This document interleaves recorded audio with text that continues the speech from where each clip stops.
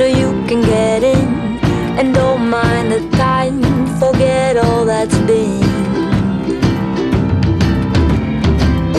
Get lost in the park, find a tree that will last. Find a secret path that leads to our house. Climb the stairs to the roof, lay flat on your back.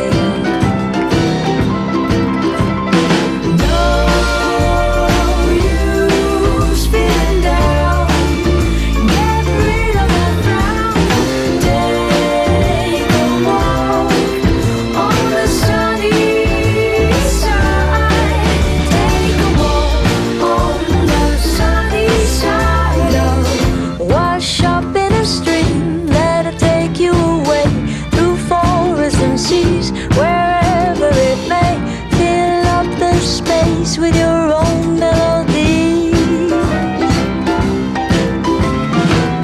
And every once in a while, when you miss the breeze, just look at the scars marking your knees and know that again, now is where it's at.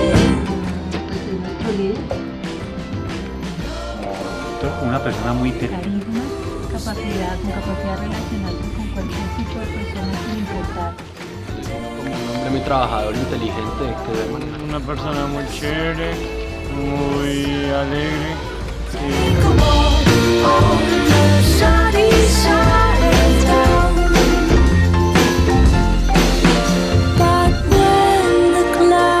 Bueno, buenas tardes, doctor Néstor Rodríguez Ardila, presidente de Compensar. Director. ¿Te gusta más la palabra director? Y además así es, sí. No, yo digo por fregar que presidente no hay sino uno, pero en la compañía se dice director. Director general o gerente general también conocido muy bien. Bueno, Néstor, vamos a hacerte unas pequeñas preguntas. Las preguntas van encaminadas en particular a lo que es la productividad y los sistemas humanos. Esa es la materia que estamos viendo en este momento. Entonces las preguntas van encaminadas como hacia ese punto. Además de eso, vamos a preguntarte sobre experiencias personales tuyas, sobre tu personalidad, sobre el conjunto y el contexto de Compensar. Entonces, bueno, doctor, quisiéramos empezar. Sabemos de que eres una persona bastante ocupada y quisiéramos empezar preguntándote cómo logras equilibrar entre tu trabajo y tu tiempo de relax. A ver, nosotros en general en la compañía, en Compensar, tenemos como una filosofía de tratar de equilibrar el tiempo de las personas y las familias con el tiempo de la empresa. Inclusive hacemos esfuerzos hoy en día sistemáticos, desde hace unos 3 o 4 años, de medición y de hacer de los programas que se llama en la jerga empresa familiarmente responsable, que tiene como principio el tema de favorecer que la gente pueda equilibrar su trabajo. Finalmente yo creo que esa es una decisión de uno. Yo creo que el recurso más escaso que uno tiene cuando empieza a tener, digamos, una responsabilidad gerencial es el tiempo. Y el tiempo no solamente que es escaso, sino que no retorna. De hecho, tiene una característica muy especial. Entonces uno realmente debe volverse muy tacaño con el tiempo, en el sentido de a qué le dedica y a qué le saca gusto. Créanme que de verdad, yo sé que tengo cosas que hacer, a mí me gusta esto que estamos haciendo. Yo dejé de dar clases hace muchos años cuando me pusieron aquí, pero dicté clases. Tú eres académico. Dicté muchos años clase y me gusta, digamos, me parece chévere. Y además no solo porque me gusta, sino que yo creo que es chévere poder intercambiar con ustedes, conversar un rato y tener la oportunidad de compartir, me parece chévere. Entonces, cuando Daniel me dijo, oiga, ¿me puede sacar un ratico? Venga, en el semestre pasado, no sé si ustedes en este grupo sí, nos comentaron. También, entonces digo, no importa, ya estarán cansados, pero no importa. Entonces vuelvo al tema, yo creo que en el tiempo, al final uno es el que termina decidiendo. Yo puedo decidir ir a todas las reuniones que me invitan en cócteles y entonces estaré llegando a la casa todos los días a horas que ni les digo. O puedo decidir, mira, hay unas que no, Y eso, esas sí dependen de una. Hay unas cosas que dependen de otras cosas externas, de que uno no está solo. Una de las cosas que uno va aprendiendo, gracias a Dios en la vida, es que uno no está solo y uno depende. La gente tiende a pensar, pues como usted es el director, usted manda. No, hay cosas que no, que la reunión me toca ir y es a esa hora porque toca o a la otra, pero ahí uno organiza y uno le tiene que sacar el tiempo, porque el tiempo es lo que muestra las prioridades que uno va teniendo. Tú nos hablabas de que diste clases, me pareció particular ese tema. ¿Tú qué clases dabas y qué profesión tienes tú? Yo tengo de pregrado Filosofía y Letras y después hice un posgrado de Economía y trabajé directamente en la Universidad de los Andes varios años en la Facultad de Economía, después fui el director administrativo, pero además vengo dando clases, o di clases como 20 años, y daba clases al principio de filosofía, de epistemología, pero después la mayoría del tiempo fue de economía. ¿Y te hace falta tu academia? Sí, pero pues también uno ya es consciente que son ciclos y además ya cerraste el ciclo, sí, quieres darle oportunidad. Digamos yo creo que si yo me pusiera hoy al frente de un grupo de estudiantes me costaría mucho trabajo, porque pues uno va abandonando la habilidad. Hoy en día el tema es muy distinto, ya llevo como 10 años de no dar clases. Ah, qué bueno, qué chévere. Una experiencia laboral que te haya marcado durante toda tu vida y durante toda tu carrera. Experiencia, digamos que... Una experiencia de trabajo. Que te haya marcado mucho. O que te haya disfrutado. Sí, digamos que las cosas... compensarte en una característica chévere, y es que uno trabaja por un objetivo social que es interesante. Yo tuve además la ventaja, esto sí es pura suerte porque no es nada distinto, que en mis otras experiencias del trabajo también siempre trabajé con instituciones que tenían objetivos diferentes. Trabajé en Planeación Nacional, trabajé en la Asociación Bancaria, que era como investigación económica, y en los Andes, que era pues académico. Entonces nunca he tenido la experiencia de trabajar para una persona o para un dueño o para un grupo de accionistas. Claro. Y eso marca a mi manera de ver una diferencia. Entonces yo diría que hay muchas cosas que he disfrutado mucho como persona de lo que se hace aquí, cuando inauguramos hogares infantiles, cuando inauguramos los centros recreativos, cuando tenemos la oportunidad de abrir servicios o se les hacen reconocimientos, porque de alguna manera lo que se hace acá es algo que tiene que ayudarle a otras personas, y eso es chévere, es como un chusco. Sí, señor. Eso, digamos, en la parte de la experiencia laboral. Y una experiencia de vida que te haya marcado, que la recuerdes con... Cosas relacionadas con la familia, o sea, o los nacimientos de los hijos. Claro, eso te marca. Sí, porque de todas maneras, voy a hacer un paréntesis chiquito que seguramente después retomaremos. Todas las entidades, todas las instituciones, así sean de producción o altamente de capital o algo, al final de los días dependen de los seres humanos. Porque siempre habrá o un pisco o una pizca que esté manejando, o que esté haciendo mover, o que esté controlando tal. Entonces, al final de los días, todas las organizaciones y las empresas, cuando nos enfrentamos al tema de la productividad, tenemos que caer en el tema de venga a ver cómo hacemos para que la gente se movilice, y se movilice de la manera más adecuada. Yo le puedo poner mediciones, le puedo poner sistemas de trabajo, tal, y elementos que le ayuden, pero al final estamos, en el buen sentido de la palabra, en manos de la gente.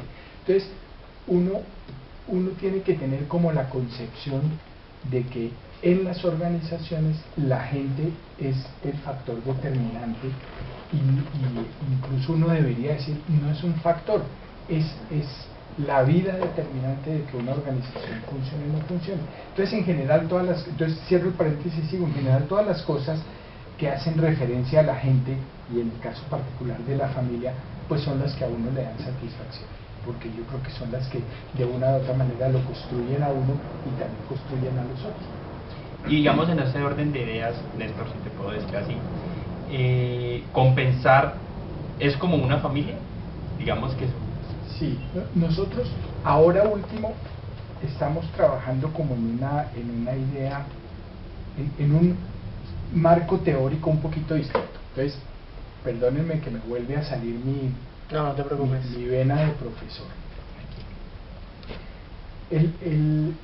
Los seres humanos, digamos los hombres, a nosotros nos han educado mucho en el tema de que lo que nos hace diferentes de los animales es la capacidad mental, la capacidad de pensar.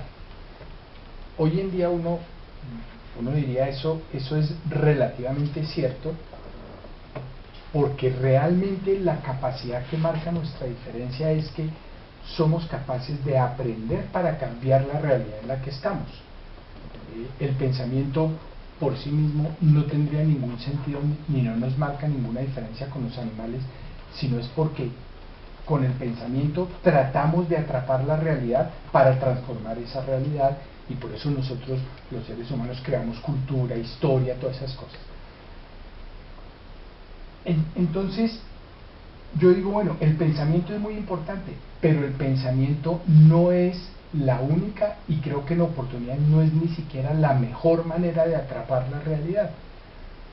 Y uno tiene el peligro de pensar que lo que pensé o lo que atrapé en mi pensamiento es la realidad, entonces publíquese y cúmplase, ¿no?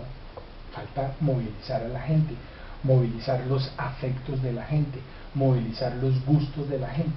Entonces nosotros últimamente estamos tratando, además esto no es nuevo, esto no estamos inventando nada, estamos como tratando de decir, mire, esta es una institución que tiene que reflejar lo que somos la gente, tiene que reflejar la vida, tiene que reflejar que somos una comunidad en evolución permanente, con sus ires, con sus venires, con sus positivos, con sus negativos, con sus felicidades, con sus tristezas, y estamos tratando de ir entendiendo cada vez más la organización como un ser vivo que produce un resultado y que se alinea frente a un objetivo.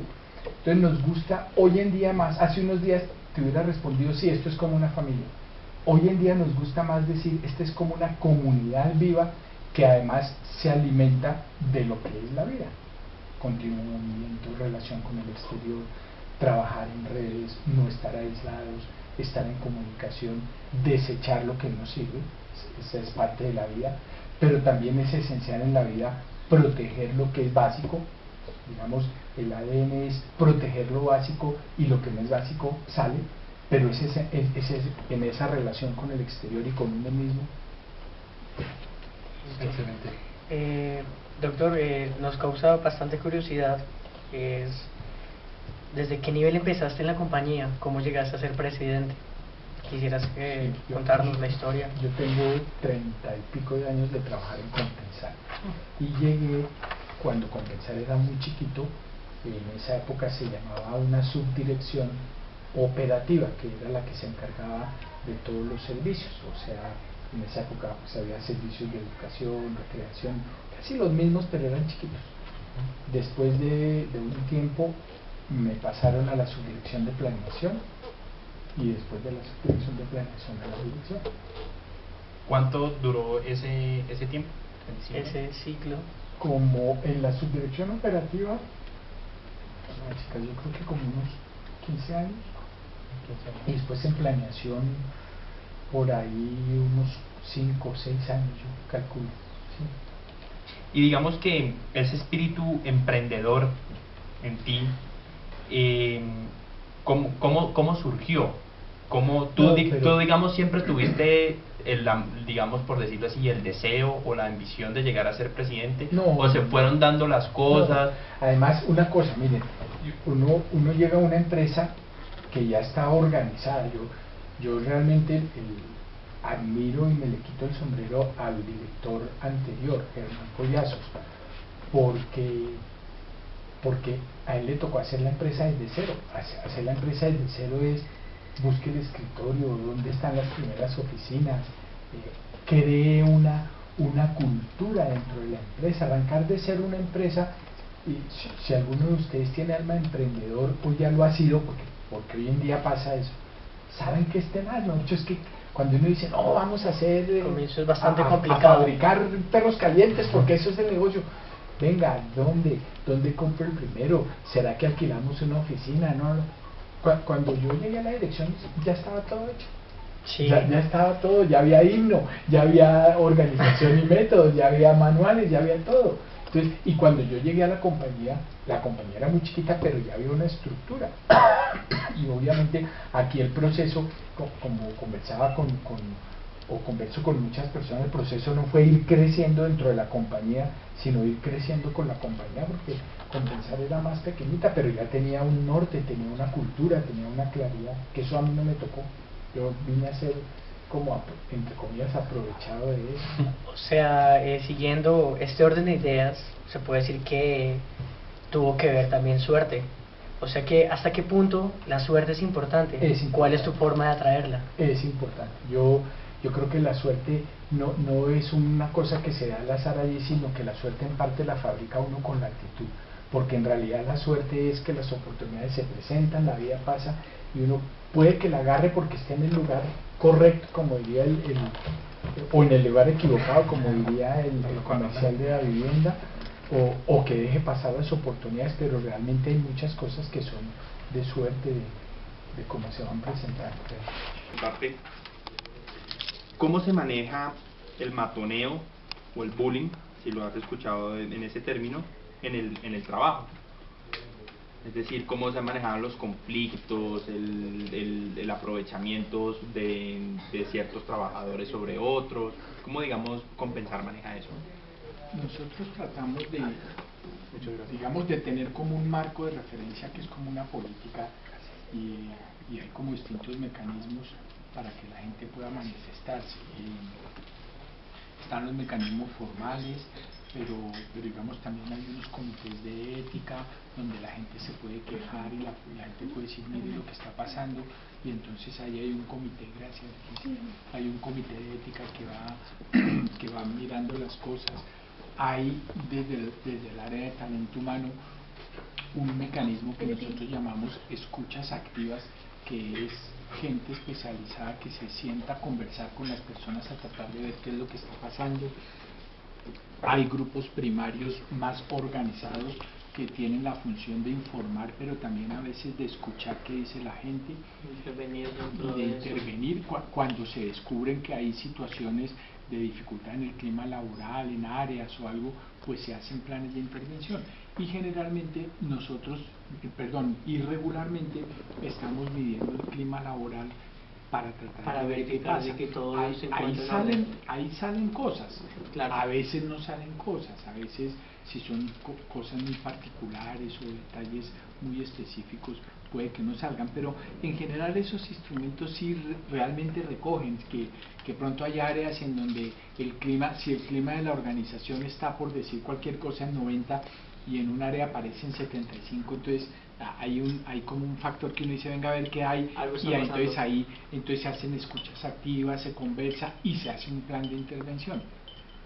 Entonces hay como unos mecanismos, y yo creo que en general esta institución es sana, digamos, en términos de su clima laboral y de su cultura organizacional.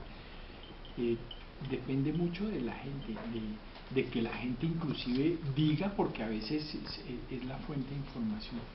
Y es muy difícil en una organización de este tamaño, y eso que nosotros no estamos sino en Bogotá, pero son tantas que a la hora de la verdad las políticas y todo eso se vuelven irrelevantes, porque la realidad es lo que pasa en el sitio específico donde se construye, en la unidad de Suba, en la unidad de Kennedy, en la unidad del suroriente. Allá es la realidad que pasa. Sí miramos y las mediciones y se vigila tratando de proteger. Perfecto.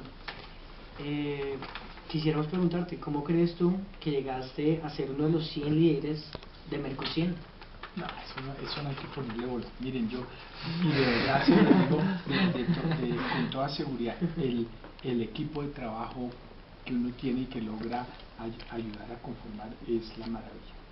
Esta es una institución que tiene un gran equipo de trabajo, me refiero en general a la gente, los que están en el equipo directivo, pero los otros líderes. De otra manera sería muy difícil, esa es la verdad. O sea, que tú crees que es ese, digamos, estar en Merco 100 es un logro del equipo, un logro es de totalmente grupal. compensar. Estoy convencido absolutamente de eso. Desde el nivel Absolutamente. más abajo hasta el nivel más arriba. Absolutamente completo. Esta es una institución, que nosotros de verdad creemos, hemos tratado de construir como en forma colectiva. Yo estoy convencido de eso. Doctor, entre otras cosas, nosotros te elegimos a ti básicamente porque teníamos que elegir una empresa, ¿cierto?, que estuviera dentro de Merco y que también figurara en Great Place to Work. Con respecto al Great Place to Work, ya que nos hablaste de Merco, Great Place to Work tiene unos aspectos. Entre esos aspectos está la credibilidad, la imparcialidad y el respeto. ¿Cómo crees que Compensar está con estos tres aspectos? Es decir, ¿cómo afecta o cómo Compensar, digamos, tiene dentro de sus políticas estos tres aspectos que te los vuelvo a repetir: credibilidad, imparcialidad y respeto, para que haya logrado estar en este momento en Great Place to Work? Nosotros, digamos, yo creo que aquí hay como una visión de lo que ha sido la cultura de la empresa desde el puro comienzo. Por eso les decía hace un ratico que cuando uno llega y encuentra el trabajo que se hizo previo es el más importante. Nosotros fuimos creados dentro del contexto de lo que en esa época se llamaba la Fundación Social o el Grupo Social. Y de alguna manera ese contexto de creación dio un marco de referencia en donde siempre fue muy importante el respeto por el talento humano, el respeto por la gente, el tratar de mantener unos climas de trabajo, digamos, agradables, respetuosos, que generaran orgullo. Y yo creo que esa cultura se ha ido transmitiendo y se ha ido culturando. Tiene ires y venires, ¿cierto? Tiene subidas, tiene bajadas, depende de las épocas, pero en general es consistente que aquí se trata de mantener una política de talento humano que genere respeto con la gente, que genere credibilidad en las acciones. Naturalmente, como les digo, hay momentos en que eso se puede subir o bajar un poquito, y entonces cuando se baja nosotros estamos como pilas diciendo: Siempre a ver, ¿qué pendientes pasó? para que nos- ¿Por qué hay? ¿Qué está diciendo la gente? Por medio de las intervenciones que anteriormente De nos eso contaste. que hablaba. Es decir, que digamos la parte de talento humano, o también mal llamada recurso humano, nuestro profesor nos dice que más que recurso humano es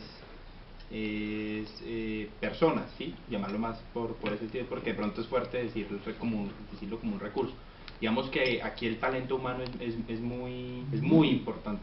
Es el más importante, y se los voy a poner desde distintas perspectivas. La menos importante, pero es para mover, es la cuantitativa. Es que en una entidad de servicio nuestra labor es prestar servicio. El profesor en natación, el médico en una consulta, el profesor en una clase de pintura, es la gente. Porque el servicio es la gente. Voy a decir una cosa que no me gusta: nuestro factor productivo determinante es la gente. Sí. Porque el servicio se presta es con gente, la infraestructura es irrelevante y Más todo el que un mundo la medio puede es un fin. construir. Exactamente. Entonces, eso sí tenemos esa claridad. Entonces, desde el punto de vista cuantitativo, inclusive si ustedes miraran la estructura de costos, el peso que tiene en Compensar, el valor que se le reconoce al talento humano, pues es grandísimo, porque todo está hecho a base de gente, de sueldos. Ahora, como siempre le hemos dado esa importancia, nosotros le gastamos plata a los temas de capacitación. Hay una universidad corporativa, hay un esfuerzo de medición permanente para ver qué está pasando. Nos proponemos ese tema de creación de cultura, le gastamos, ¿sí? Le gastamos, Claro. digamos, recursos y esfuerzo. Es uno de nuestros propósitos. Nosotros decimos que nosotros tenemos dos apalancadores que son transversales de toda la organización: la gente y la tecnología. Excelente, doctor.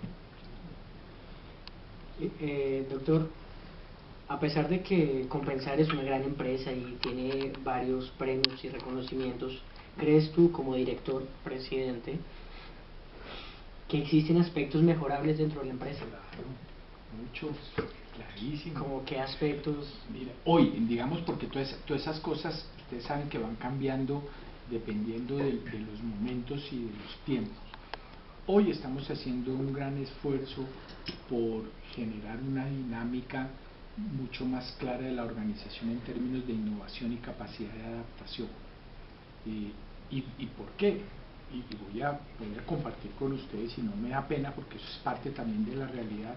Nosotros utilizamos desde hace un tiempito una figura para decir que nos está atrapando la nata, ¿no? Como una cosa de que ¿y esto quién define? No, es que eso a mí no me toca, eso le toca al otro, y eso ¿por qué no se resuelve? Entonces estamos en un esfuerzo que decimos en nuestra jerga de echarle liquidito a la nata para disolver y poner una organización de este tamaño en una dinámica de innovación, del servicio al cliente, de venga a ver usted cómo yo le atendo, y no hacerme la pregunta ¿será que esto me toca a mí? Sino siempre me toca, siempre es el cliente el que me debe llegar. Y ese es un tema, digamos, que ahorita nos está doliendo, la capacidad de adaptación, de innovación, de mirar a ver, que además juega no solo porque nosotros queramos que lo debemos hacer, sino el entorno está supremamente incierto. Ustedes seguramente han visto en la prensa, en estos días se está discutiendo la ley ordinaria de salud. Puede venir ahí un cambio grandísimo, que nosotros nos tenemos que adaptar. Entonces hay que generar dentro de la organización un esfuerzo de adaptación. Un esfuerzo de tratar de, no obstante que es una empresa grande, organizada y todo, de desburocratizar nuestra gestión. Eso no es fácil, pero hay que hacerlo. Entonces yo te diría que esos aspectos, o sea, hay un aspecto de burocratización, hay un aspecto de innovación, hay un aspecto de recuperar como centro de nuestra atención a nuestros clientes y a nuestros usuarios. Y adaptación. Y hay cosas para mejorar, muchísimas. Eso es cierto, Sí, muchas veces muchísimas. eso pasa mucho en las empresas, digamos, que se tienden a tirar la pelota, como se dicen originalmente. Sí. Y tú lo que tú decías de disolver esa nata es como tratar de que cada persona sea que tenga su iniciativa y actúe con respecto al problema que tiene. Resuelva. Ahora, muchas veces eso tiene, digamos, aspectos culturales y personales, pero también aspectos técnicos. Una persona que está en la ventanilla y que viene un afiliado y le dice, y yo quiero ver si puedo inscribirme en este curso. Si la herramienta tecnológica no le permite dar el salto, y si él estaba en crédito y pasar y decirle, venga, yo le doy el curso, pues a la persona, por más que tenga la mejor actitud y le diga, sí, venga, si no tiene la herramienta tecnológica no puede. Entonces tenemos que trabajar en todo, en la parte tecnológica, en los procesos, en todo eso, pero también en la actitud de la gente. Venga, a ver, cuénteme, yo quiero entender usted que, venga, puede ser que yo no le ayude, pero yo le digo por dónde va el camino de la solución. No es fácil, porque es un tema de cultura. Es cierto, doctor. Doctor, quisiéramos saber, tú como presidente, ¿qué nivel de decisión permites a otros colaboradores que aportan a tus decisiones? ¿Qué no delegas? Hoy día estamos en un proceso de ir estructurando mucho más un sistema de delegación y de cosas para que la organización pueda avanzar, porque les confieso, si ustedes miran lo que Compensar hace, nosotros tenemos un frente grande de bienestar en donde hay negocios grandes de vivienda, interés social, de crédito, de recreación vacacional, de recreación urbana, de cursos de natación, de práctica libre, de cultura, bueno, toda el área de salud, en donde pues tenemos prestación, aseguramiento, el área financiera, la tarjeta, las transacciones.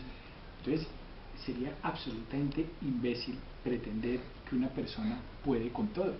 Claro, sí, No, simplemente no. Entonces hay que tener un equipo de trabajo, unas cabezas muy fuertes en cada una de las cosas, especialistas, y luego tratar de generar un equipo.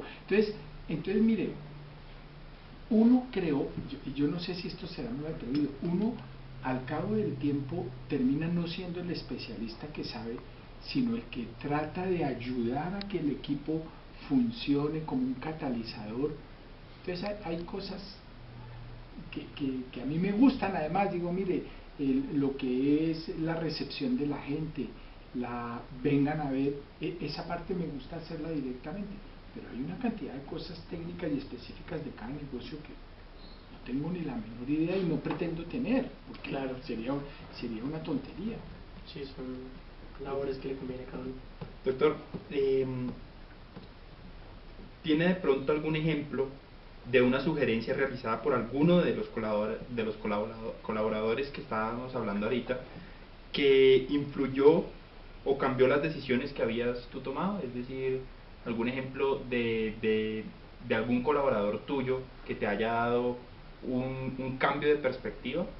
Otra opción. Sí, por ejemplo, De pronto tú creías algo y estabas encaminado en eso, pero después entendiste que con lo que decía esta persona, este colaborador, te dice... en cosas técnicas muchísimas, Sí, bastante. muchísimas. Sí. Por ejemplo, si nosotros participamos en una empresa de tecnología que es la que da todo el soporte a la transaccionalidad popular, y ahí hay un call center grande, entonces de pronto uno se forma una idea, mire, lo que hay que hacer es esto, delegar, vender, hacer esto, y pues la persona que sabe dice, no, venga, mire, hicimos un análisis, listo, échale por ese lado, porque lo que les decía antes, uno no puede pretender saber De todo. mucho, no puede pretender y es Y no- imposible, no es realista que uno dijera, no, es que yo sé todo, y entonces las cosas se van construyendo ahí entre todos, y sí, claro que se cambian, claro. Y digamos, algún miembro de tu equipo llegase a tomar una decisión más allá de las atribuciones que le corresponden y los resultados no son positivos, sino por el contrario son negativos, ¿tú qué haces en ese tipo de situaciones? Hoy en día es difícil. Cuando tú preguntabas hace un ratico si hay cosas que hay que cambiar, yo creo que esta es una organización que tiene que hacer un mayor esfuerzo para que el error lo mire como fuente de aprendizaje y no únicamente como sanción o como buscar una responsabilidad. Entonces yo creo que, digamos que yo te daría la respuesta correcta. No, pues no, uno mira, pero en realidad nosotros tenemos que hacer un esfuerzo para ir aprendiendo de los errores.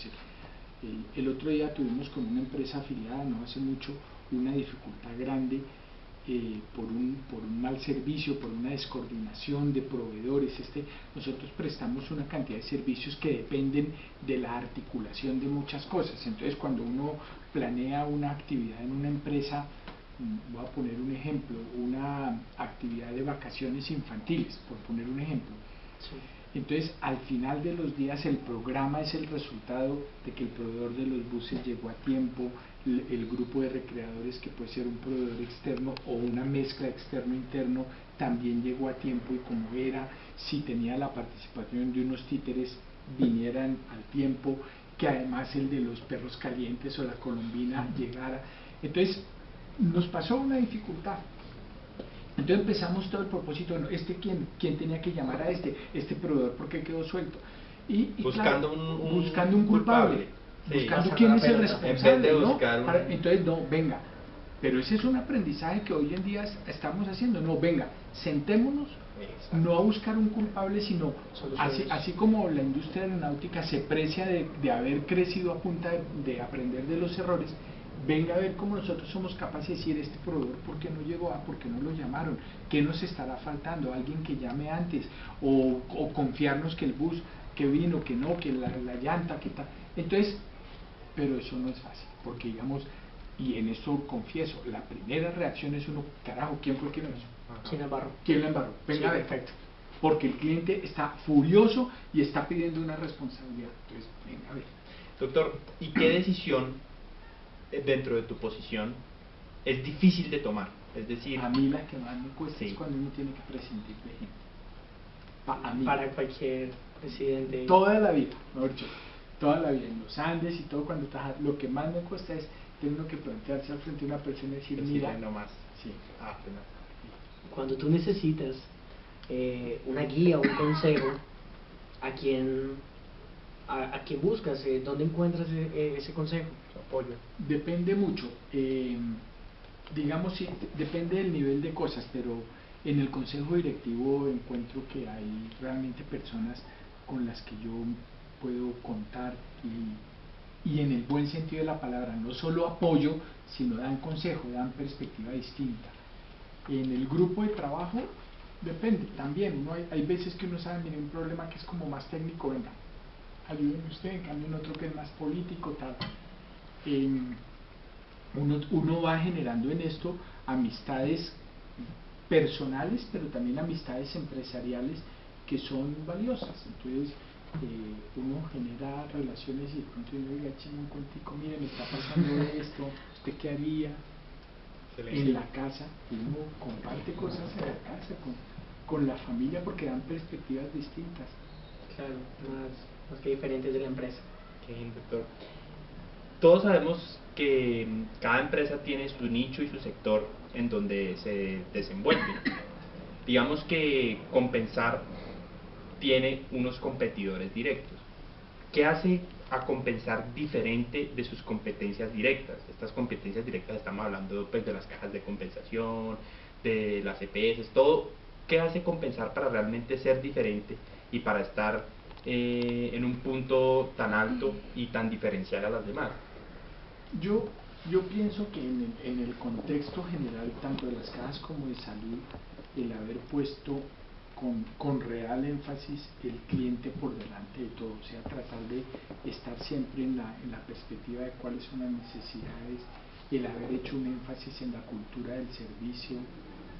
De verdad yo creo, y por todo lo que les dije antes, la gente, no yo, el haber tomado una decisión estratégica en su momento de darle tanta prioridad a las personas, al manejo de la gente, al invertir en capacitación, en la universidad corporativa, en vigilar el clima, yo creo que hace una diferencia. Un factor determinante. Porque lo que les digo, lo que les decía antes, en una consulta médica, ¿cuál es el producto? Lo que el médico le diga. Sí, claro, es cierto. Punto, no más. De ahí para adelante llega un momento en que es importante al principio si el consultorio estaba bonito, si el hall de entrada estaba bonito, pero una vez sentado en la pepa del servicio, lo que el médico le diga, o el profesor de natación allá en el curso, lo que el profesor de natación, si lo hace mal o si lo hace muy bien. Y ahí aparecen cosas muy chéveres, porque es que muy chéveres y muy riesgosas que nos han pasado. Si un profesor, así sea un excelente profesor, en un momento dado trata mal, grita, llegó de mal, ¡pum!, todo el servicio se fue para abajo. Sí, así el resto, el agua esté perdido. caliente, esté con el cloro que toca, todo puede estar perfecto. Si el profesor llegó... Eso es lo que pasa cuando se presta un servicio. También lo contrario es bueno, porque a veces pasa que el profesor llega y no solo con la actitud, sino le puede decir a un chino, a una china, a una señora, a un señor, cosas que no tienen que ver con la natación y que le cambian la vida, y eso nos ha pasado.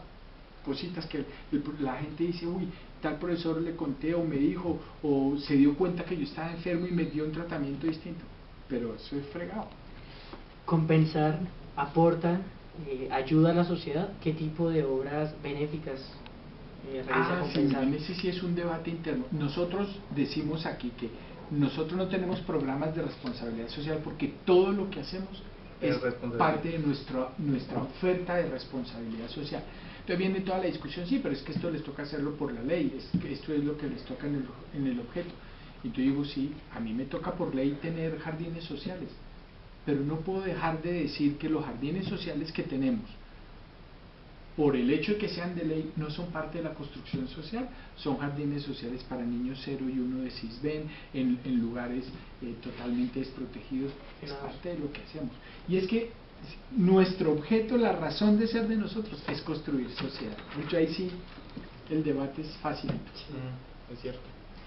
¿Y qué hace Compensar para ser, por ejemplo, ya metidos en este tema, para ser amable con el medio ambiente, por ejemplo? Digamos, por ejemplo, en nuestras...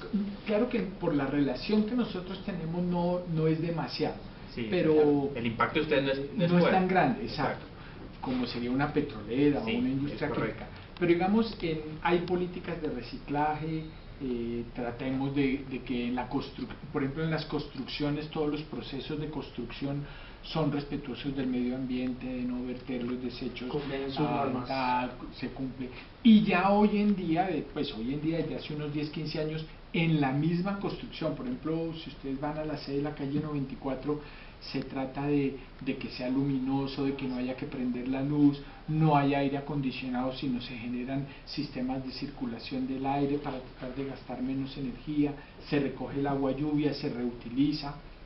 Hay todo ese tipo de procesos se está realizando en los últimos edificios, digamos en la calle 94, un pedacito de la 26, uno que estamos haciendo en Suba. Estos ya no, estos no alcanzaron a estar con esta norma. Estos edificios, digamos, aquí se cuida el tema del reciclaje, se cuida un poco el tema de la luz, pero estos no fueron construidos, por ejemplo, este no recoge agua lluvia. El centro sí recoge agua lluvia, pero fue por una razón distinta en su momento, y es por ser un lote tan grande. Aquí no había alcantarillado de lluvias, entonces la recogemos y después la bombeamos a los Para ti, ¿qué significa productividad? Producir más con lo mismo. Producir más con lo mismo. Producir más con lo mismo. Ser capaz de producir un mejor servicio con lo mismo. Es decir, que está relacionado con la eficiencia. Con la eficiencia. Y en ese orden de ideas, sabemos que Compensar es una empresa que presta servicios, pero ¿qué hace que Compensar realmente sea productivo? Tú nos hablaste de la calidad de las personas. ¿Eso realmente es lo que hace que Compensar sea productivo? Sí, porque mira, voy a poner un par de ejemplos que además que podría haber mucho cuestionamiento sobre lo que acaba de decir. En la relación de un médico con su paciente, finalmente tiene que haber varios componentes. Por supuesto que está el componente de la amabilidad y todo esto, pero también de la capacidad de resolutividad. Si el médico es capaz de decir, muestre usted lo que necesita, haga esto, o tómese este medicamento, usted lo que tiene es esto. Porque de nada le sirve a uno un médico queridísimo y entonces mire, vaya y hágase un examen y vuelva dentro de 8 días y después vuelva otra vez y yo sigo dando vueltas. Entonces tiene que haber una combinación de resolutividad, rapidez, efectividad, pero que la persona también diga, el médico, como muchas veces nos pasa, no es que el médico ni me miró a los ojos, el pisco estaba ahí dándole al computador, señorita, y usted, y cuánta fiebre, y dele. ¿Qué pasa? ¿Qué pasa? Porque se vuelven a veces como un entonces, número y no como un paciente. Por eso te digo, ahí hay una mezcla de decir cómo hacer que sea efectivamente productivo. Yo no puedo, esto sé que va a quedar grabado y puede generar controversia. No puedo hacer que un médico o que un médico se demore 1 hora con un paciente. Por lo menos en términos generales, puede ser que haya un paciente particular que requiera, porque la cantidad de actividades que toca hacer. Pero al mismo tiempo tengo que mezclar y decir, mire, salude, mire a los ojos, ¿qué tiene? Entienda qué está pasando allá. Eso no es fácil, esos aspectos de lado. Es decir, lograr como en el poco tiempo que tiene, poder hacerlo más... Pero uno habla de un curso de natación o de pintura o de guitarra, entonces el concepto de productividad ahí es distinto, porque la unidad de producción, si uno lo midiera en esos términos, es ¿cuál es la productividad de un curso? Mire, que yo tengo un cupo de 8 y no estoy haciéndolo con 4, sino que el profesor está para 8 y ojalá logre llenar los 8, entonces es una decisión ahí ya no del tipo del señor profesor en su relación con su grupo, sino del sistema que le permita decir, el curso llegó de 8 y es de 8, no de 6, porque ahí perderíamos productividad. Entonces, fíjense que en el caso de nosotros, cada negocio tiene unas cosas y unas especificidades distintas. Si yo estoy haciendo un concierto de música de cámara, ¿cuál es el concepto de productividad ahí? El número de personas que llegaron, el tiempo, si el concierto se demora 15 minutos más, no pasa nada y la gente estará feliz. La calidad del servicio. La calidad del servicio. Sí, es cierto. ¿Cómo ves? Doctor, y ya digamos terminando, quisiéramos como ya a modo más personal, ¿qué consejos nos dieras tú como un líder a nosotros que somos estudiantes y pues algún día quisiéramos llegar a ser, para llegar a ser alguien como tú, llegar a ser un gran líder? Llegar a ser como ustedes quieren que sea. Yo, digamos, lo que diría, y de verdad que les agradezco mucho, y si van a presentar esto también disfruto mucho que el resto de sus compañeros puedan ver, casi que son los lugares comunes que ustedes han oído, el discurso famoso de Steve Jobs, lo que dice el presidente de Coca-Cola. Nadie debe hacer sino lo que le apasiona. Sí. Y a uno, y una cosa, uno solo se puede y se debe apasionar de las personas. El día que uno se apasione por un carro, pérdidas, o por un computador, o por un equipo de sonido, o por un apartamento. Porque realmente lo único que a uno le tiene que generar pasión en el sentido real de lo que es pasión es la gente.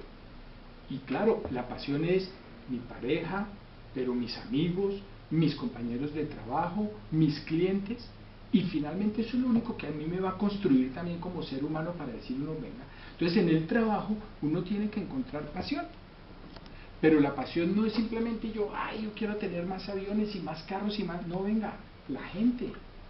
Porque, y claro, nosotros hoy encontramos mucha gente que está apasionada de las cosas y ustedes ven lo que pasa. Si no somos capaces de construir una cosa distinta. Entonces, nunca dejen de hacer lo que a ustedes les gusta. Ahora, la vida les irá mostrando que uno muy pocas veces elige totalmente lo que uno quiere, sino es que la vida está así, y entonces tú tienes la posibilidad de elegir con lo que tengo, o disfruto o no. Ahorita están estos chocolates, no hay Milky Way, estos. Entonces yo puedo decir, Está más rico. ¿qué manera? Yo quería era Milky Way, mi amargo, esto no, o disfrute esos. Eso sí depende de uno. Doctor, muchísimas Muchas gracias a ustedes. Muy amable. Acá en esos chocolates.